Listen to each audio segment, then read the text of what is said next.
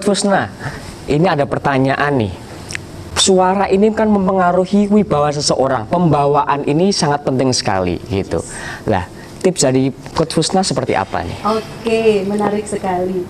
Memang yang namanya suara itu akan mempunyai image tersendiri. Iya. Ya. Dan rata-rata orang yang suaranya bulat itu akan menjadi nampak berwibawa. Bayangkan ya, kalau orangnya itu gede, gagah gitu, tapi suara yang muncul, semuanya kumpul, kan nggak enak banget gitu ya. Tapi kalau orangnya walaupun kecil langsung, ayo semuanya kumpul, itu akan lebih berwibawa. Demikian juga seorang perempuan, misalnya nih, karena keterkaitan dengan usia gitu ya, saya berbicara dengan suara yang lebih bulat, dengan speed yang lebih lambat gitu, itu kesannya memang kayak keibuan. Orang akan merasa nyaman mendengarkan ketika dia curhat, kemudian orang mengatakan, sudahlah, santai, ya, oke?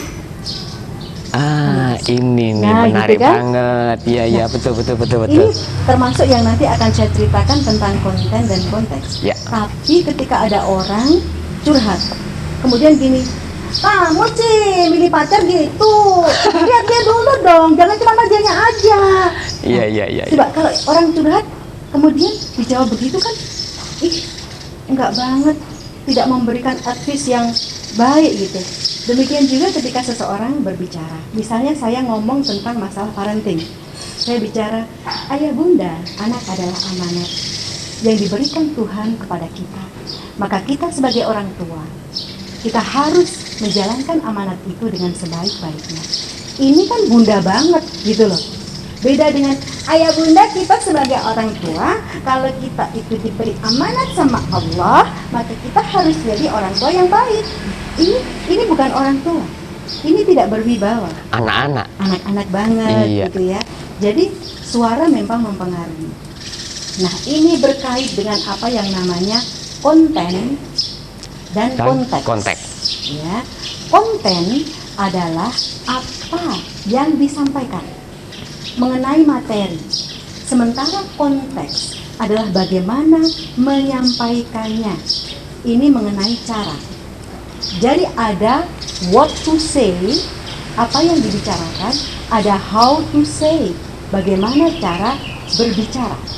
Ada what to offer, ada what to offer, apa yang disampaikan, apa yang disajikan, ada how to offer, bagaimana menyampaikannya. Nah, ini di dalam komunikasi, di dalam public speaking, itu ada yang namanya apa yang mau diomongkan dan bagaimana cara mengomongkannya. Nah, apa yang diomongkan ini tergantung dari pengetahuan, atau kalau bahasa anak muda ya tergantung isi kepala lo deh gitu. Materi pembicaraan tergantung dari isi pengetahuan. Iya, tergantung dari apa yang ada di kepala mereka. Kalau kita menuangkan sebuah teko yang isinya adalah sirup, maka yang keluar ketika dituang adalah sirup. Betul. Kalau di dalam teko ini isinya teh, maka ketika dituang isinya teh. Demikian juga dengan orang ketika berbicara. Apa yang keluar dari kata-kata yang dia ucapkan, ini merupakan gambaran isi kepalanya. Jadi orang-orang yang bijak, orang-orang yang mengamati, itu akan tahu isi kepala seseorang dari kualitas kata-kata yang dia sampaikan. Ini gitu. Menarik. Jadi kualitas bicara Anda itu mencerminkan kualitas pengetahuan Anda. Ini menarik banget. Dan intonasi bicara adalah cerminan dari kualitas hati Anda. Nah, itu dia, betul sekali. Jadi ketika kita berbicara, orang bijak akan menahan.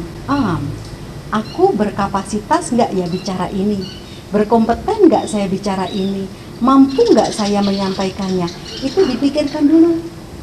Jadi orang yang bijak berpikir sebelum bicara. Berpikir sebelum bicara. Orang yang ceroboh bicara tanpa berpikir.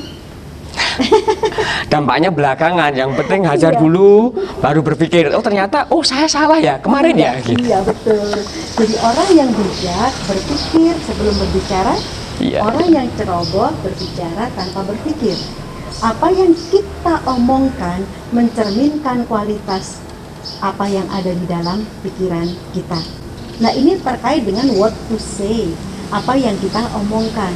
Kalau orang ingin menjadi lebih baik, maka dia harus belajar lebih banyak, bergaul lebih luas gitu kan, supaya dia tidak seperti katak di dalam tempurung. Dia harus menambah pengetahuannya, memperkaya pengalamannya, bersilaturahim dengan lebih banyak orang, tidak membatasi pergaulan yang positif, ya, bergabung dengan aneka komunitas. Kan mungkin ada banyak komunitas yang memperkaya diri nih. Betul. Entah komunitas bersedekah, ya, komunitas kepenulisan, komunitas motivasi, inspirasi. Yuk bergaul supaya diri kita ini terbangun, supaya what to say-nya ini terjamin kualitasnya. Ternyata komunikasi ini juga berpengaruh pada lingkungan ya, atmosfer lingkungan yang Yes. kita bawa ya. Yes, betul Jadi, sekali.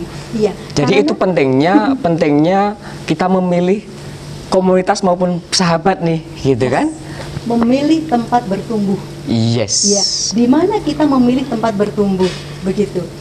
Misalnya nih, saya dan Mas Inung bergabung dalam sebuah klub namanya Ruang Belajar Prima. Ya. Ya, di situ setiap hari pagi-pagi sudah banyak motivasi yang muncul, termasuk dari Mas Inung sendiri. Pagi-pagi sudah ada morning quotes gitu ya, ada morning motivation. Kemudian teman-teman saling memperkaya.